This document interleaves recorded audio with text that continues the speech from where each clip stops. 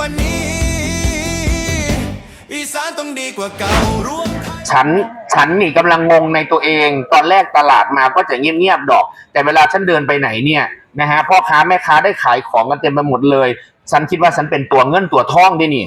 ตัวเงินตัวทองของตลาดนี่นะครับเบิงหลานล้านนี่แม้ข่อยมาเหยียบปุ๊บคนซื้อของเต็มไปเบิดเลยเอาบักเคนโดเป็นตัวเงินตัวทองให้พ่อค้าแม่ขายกันละกันนะครับไปเหยียบมองใดเขาก็ขายดีไปเหยียบมองใดเขาก็ได้ขายแม่ค้าขายเขาปุ่นก็ได้ขายเคนโดมาตรงนี้นะครับขอเป็นตัวเงินตัวทองให้เจ้าเด้อนะครับมาเหยียบนะครับแผงเจ้านี่ก็ขอให้เจ้าขายดิบขายดีเป็นเท่น้ำเท่ถาเลยได้เงินได้ค่ำหลายๆและก็ที่สำคัญลดต้นทุนธุรกิจของเจ้าแน่ข่อยสิบอกว่าเจ้าบ่ต้องไปจ่ายค่าไฟแพงบ่ต้องไปจ่ายค่าน้ำมันแพงบ่ต้องไปจ่ายค่าแก๊สแพงถ้าเจ้ากาเบอร์6เอาคุณพิรพันธ์ไปแก้ไขปัญหาให้ซุ่มเจ้าเบิดเลยแล้วก็ได้เคนโดไปเป็นดาวสภาว้าวเก่งปานนี้อยากเห็นในสภาบ่อยากเห็